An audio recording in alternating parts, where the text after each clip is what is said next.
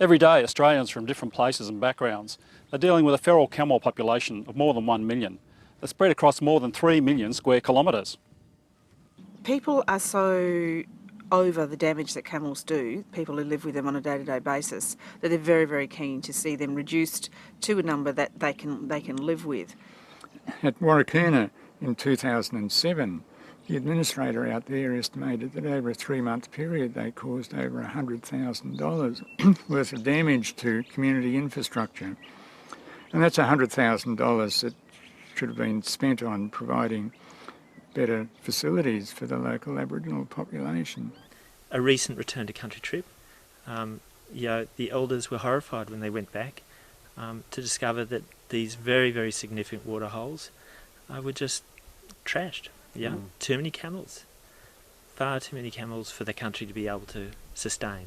There's no kangaroos, there's no emus left in that land out there, and when you see that and you look at the area and the size of that amount of country that's out there, to realise that the camels have become such a dominant factor in that they're chasing those native animals away, and it must be affecting smaller animals as well.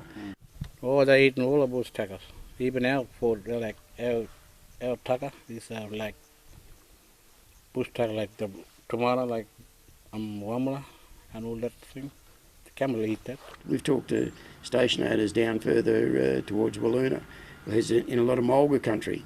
And the mulgas are great trees that have been there for thousands of years. And they're just breaking down huge areas of those and just breaking them up. And that's a condemnation on us, that if we don't do something about them.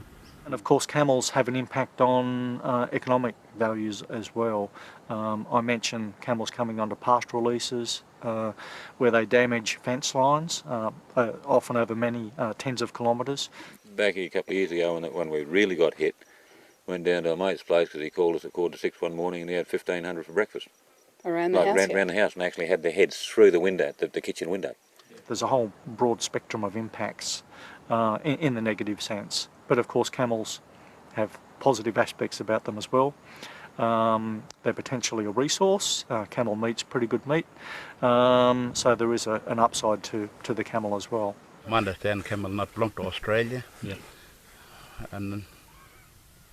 But they're a good animal, but too many is too many, and it's hard to control. It upsets me, and sometimes it makes me sorry to do, what we're planning to do. But it is getting out of hand now these days. They're breeding more than the dogs, I think. With funding from the Australian Government's Caring for Our Country program, a strong productive partnership of state and territory governments and key parties, action is being taken now to manage feral camels. Look, we need to do something today. In fact, 40 years ago, if we'd seen an impending problem, we could have shot camels then, and we probably wouldn't have the problem we've got today. But the experts say that they're increasing something like 70,000 a year. We've got a crisis, we need to deal with it. We need to reduce the camel population immediately and get it down to a more manageable level, because at the moment a lot of pastoral landholders, for example, are frustrated by the fact that there are so many camels. They feel that they don't have the ability to actually deal with it themselves, because as fast as they manage camels on their land, there's more camels there to take their place. And Mardud really then came to the decision that, well, yes, culturally they were much more likely to say you can't kill for the killing's sake. Mardud made a really hard but strong decision to say that in Wirraloo country, in faraway country, they'd actually work with government to use aerial culling to actually reduce the number of camels. Camels form a part of every single decision that we make. Every single decision, every single conversation, every single sense of planning, all has the camel component. Where are we going to put the fence? Where is it going to work so that we can reduce that risk? What's the setup that we're going to do? How much concrete do we need? Where do we need to spend the money for the extra reinforcing? How many bullets do we need? Where are our risk points? And that forms part of every single thing that we do. And has been that way now for more than 3 years.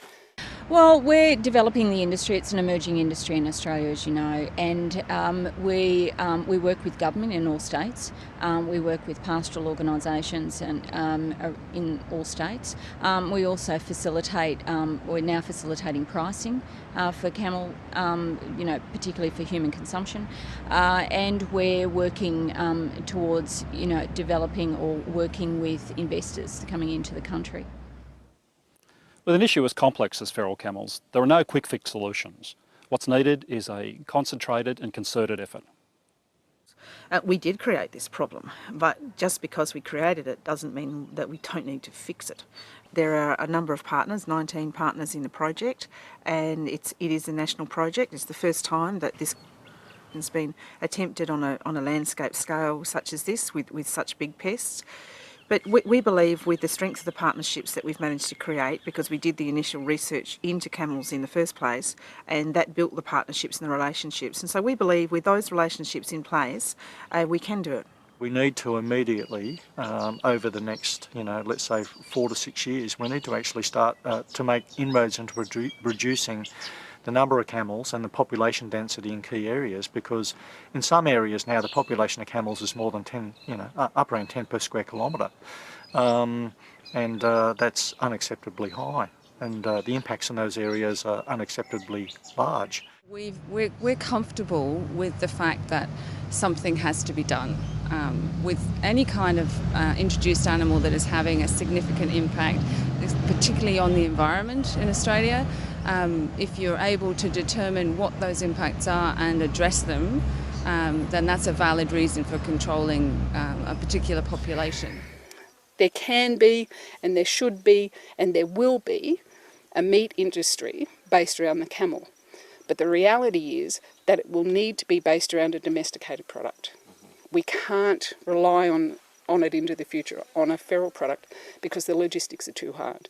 We need to have a concerted approach, a national approach to dealing with the current crisis.